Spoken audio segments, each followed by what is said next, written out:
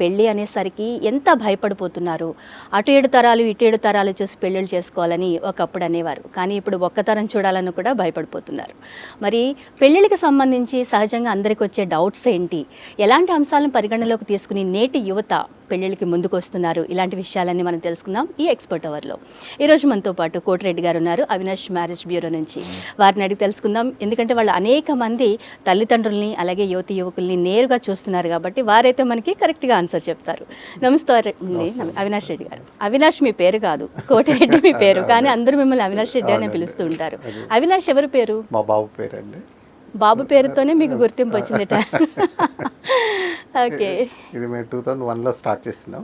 Okay, అప్పటి నుంచి ఇప్పుడు వచ్చే అమ్మాయి అబ్బాయి అంటే పెళ్లి కొడుకు పెళ్లి కూతురులు వాళ్ళ పేరెంట్స్కే మేము సెకండ్ జనరేషన్ స్టార్ట్ అయింది, వాళ్ళ పేరెంట్స్కే మేము చేసిందాం. అబ్బా, ఓకే ఓకే. ఎట్లా అవుతుందంటే 24 ఇయర్స్లోనే అంత తొందరగా అనే దాంట్లో వాళ్ళ పేరెంట్స్ పడిన బాధలు చూసి వాళ్ళ పిల్లలకు తొందరగా పెళ్లి చేయాలనుకుంటున్నారు అందరు. చాలా మందికి మార్పు వచ్చింది. బట్ బయట ఇప్పుడు సోషల్ మీడియాలో ఎవరికో కాలేదు అనేది, ఇప్పుడు ఏదైనా ఒక యాక్సిడెంట్ అంటే ఎన్ని యాక్సిడెంట్లు అవుతాయండి. ఎవరికో ఏదో ఒకటి చెడు జరిగిందని అందరికి అదే జరగదు. కాకపోతే అందరూ ఆ చెడుదే ఎక్కువ చూస్తారు. ఇప్పుడు ఎవరికైనా ఒక డైవర్స్ అయింది అనుకోండి, ఎట్లా అంటే వాళ్ళకి కూడా అయింది కదా, ఇది కామనే కదా, వాళ్ళకి జరగకూడదు మనకి జరగకూడదు. అట్లనే ఎవరికైనా తొందరగా పెళ్లి చేసుకోండి, ఇంకా నా సీనియర్లకే కాలేదు మా కొలీగ్స్ ఇప్పుడే పెళ్ళా అంటుంటారు. అది సోషల్ మీడియాలో ఎక్కువ చూపించేవి కానీ ఇవి కానీ విడిపోయేయో లేకపోతే అవి ఎక్కువ చూస్తారు.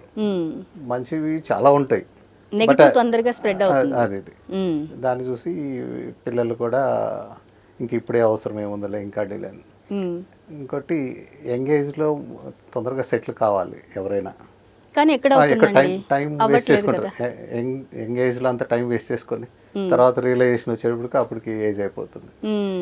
ఇప్పుడు ఎవరిని అడిగినా, ఈవెన్ డాక్టర్ని అడిగినా ఎప్పుడు పిల్లలు పుట్టాలనేది గైనకాలజిస్ట్ చెప్తారు, ఏ ఏజ్లో హెల్తీగా ఉంటారు ఇది. మనం ఇప్పుడు పెళ్లి చేసుకుంటే ఎప్పుడు పుడతారు, ఎప్పుడు కుదిరిద్ది, అసలు స్టార్ట్ చేస్తే ఇప్పుడే రాదు కదండి. దానికి ముందుగా ఇప్పుడు ఎట్లా అంటే ఒక యుఎస్ఎంఎస్ కోసం వెళ్ళాలంటే 10th నుంచే స్టార్ట్ చేస్తారు. 10th ఇక్కడ, లేకపోతే ఇంటర్ ఎక్కడ చదవాలి, ఎక్కడైతే బాగా ర్యాంక్ వస్తుంది, ఏం చదవాలి, లేకపోతే ఏ యూనివర్సిటీకి వెళ్ళాలి, ఎంఎస్ అయిపోయినాక ఎక్కడని. అట్లానే దీనికి ఏమంటారు, మా దగ్గర వచ్చేటప్పటికే ఒక ఏజ్ దాటిపోయినాక వస్తారు.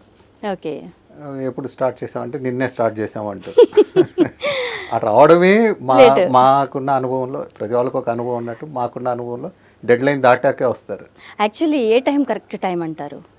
ఎంత ఎర్లీగా సెటిల్ అయ్యి, ఇప్పుడు ఎంత ఎర్లీగా సెటిల్ అయ్యి చూసుకుంటే అంత మంచిదండి. అంటే గవర్నమెంట్ చెప్పిన లెక్కల ప్రకారం అబ్బాయికి 21, అమ్మాయికి 18 అది జగమెరిగిన సత్యము. కానీ అప్పటికి అవ్వట్లేదు కదా, ఎడ్యుకేషన్ కంప్లీట్ అవ్వట్లేదు. ఇప్పుడు అబ్బాయికైనా ఒక 25 ఇయర్స్ అబ్బాయికి ఎంత శాలరీ వస్తుందో అంతే కౌంట్ చేసుకొని చేసుకోవాలి. వీళ్ళందరూ ఏంటంటే ఇంకా ఎక్కువ ఉండాలి అనే కాన్సెప్ట్లో అది ఒక రేంజ్ తర్వాతే వస్తుంది. అందరికీ రాదు, ఎవరికో ఒకరికి ఎదురుకు వస్తుంది. తర్వాత కలిసి గ్రో అవుతారులే అనుకునేది ఉండాలి. ఇంకోటి ఎక్కువ ఇప్పుడు సెటిల్మెంట్, దానికి నెవర్ ఎండింగ్, ఎవరు ఎంతవరకు సెటిల్ అయ్యారు అనేది ఏమి ఉండదండి. ఇంకోటి వీళ్ళకి ఎట్లా అంటే ఒక 50,000 వస్తుంటే 1 lakh 2 lakhs కావాలి అవతల వాళ్ళకి అనేది నా దృష్టిలో అది రాంగ్ కాన్సెప్ట్. ఆ ఏజ్ క్లాస్మేట్ కూడా అబ్బాయికైనా అమ్మాయికైనా సేమే కదండి, అంతే ఉంటుంది.